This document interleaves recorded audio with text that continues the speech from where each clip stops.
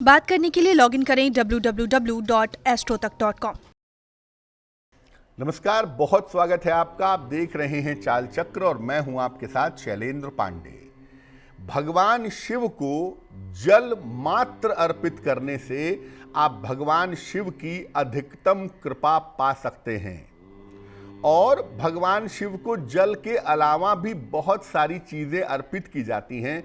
ये पुराणों की परंपरा है और ये अलग अलग चीज़ें जो अर्पित की जाती हैं विशेष मंत्रों के साथ, इनको भगवान शिव का अभिषेक कहा जाता है और सामान्य भाषा में इसको रुद्राभिषेक कहते हैं।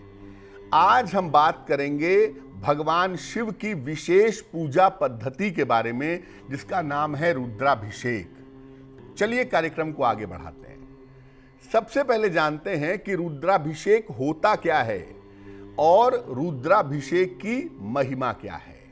देखिए, रुद्र और शिव ये पर्यायवाची शब्द हैं। हालांकि रुद्र जो है वो वेदों में उल्लिखित है और शिव के बारे में बाद में चीजें जोड़ी गई हैं, लेकिन फिर भी जो आगम शास्त्र के विद्वान हैं उन्होंने बाद में इस बात को स्थापित करने का प्रयास किया कि रुद्र और शिव एक दूसरे के ही पूरक हैं।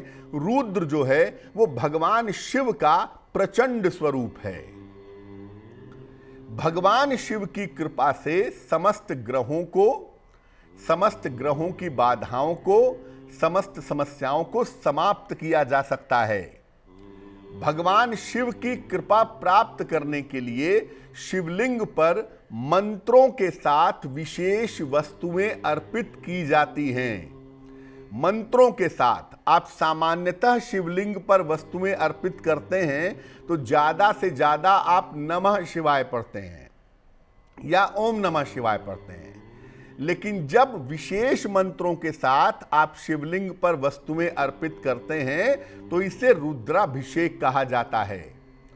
शुक्ल यजुर्वेद के रुद्राष्टाध्यायी के मंत्रों का पाठ किया जाता है।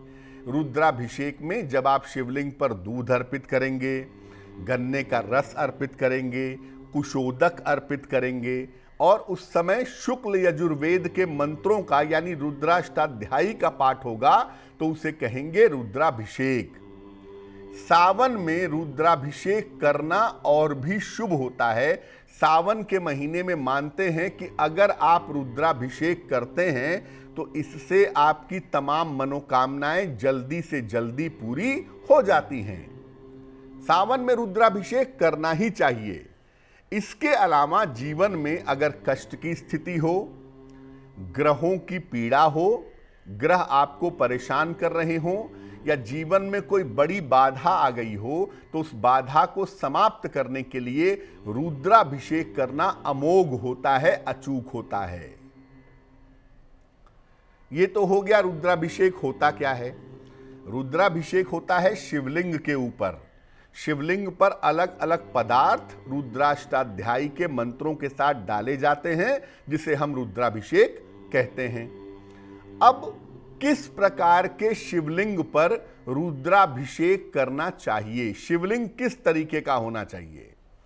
देखिए, मंदिर के शिवलिंग पर रुद्राभिषेक करना काफी उत्तम होता है। मंदिर में जहां भगवान शिव का लिंग स्थापित है, शिवलिंग स्थापित है, वहां पर रुद्राभिषेक करना सर्वोत्तम होता है।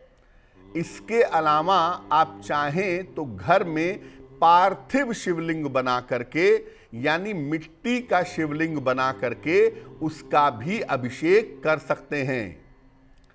शास्त्र कहता है कि घर से ज्यादा मंदिर में, इससे ज्यादा नदी के तट पर और इससे ज्यादा पर्वतों पर रुद्राभिषेक करना फलदायी होता है। यानी अगर आप पर्वतों पर रुद्राभिषेक करते हैं तो ये सबसे ज्यादा फलदायी माना जाता है।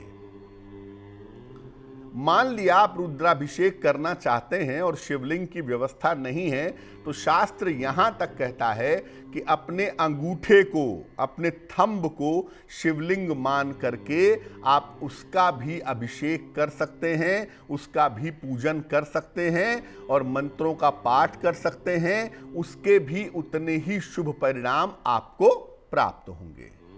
तो मूलतः जो रुद्राभिषेक है वो मंत्रों के साथ करने पर ही प्रभावशाली होता है। उसमें जो सारा खेल है वो दो चीज़ों का है, कौन सी वस्तु से करेंगे और किन मंत्रों के साथ करेंगे। ये दोनों मिलकर के एक बड़े चमत्कारी, बड़े अद्भुत प्रभाव पैदा करते हैं।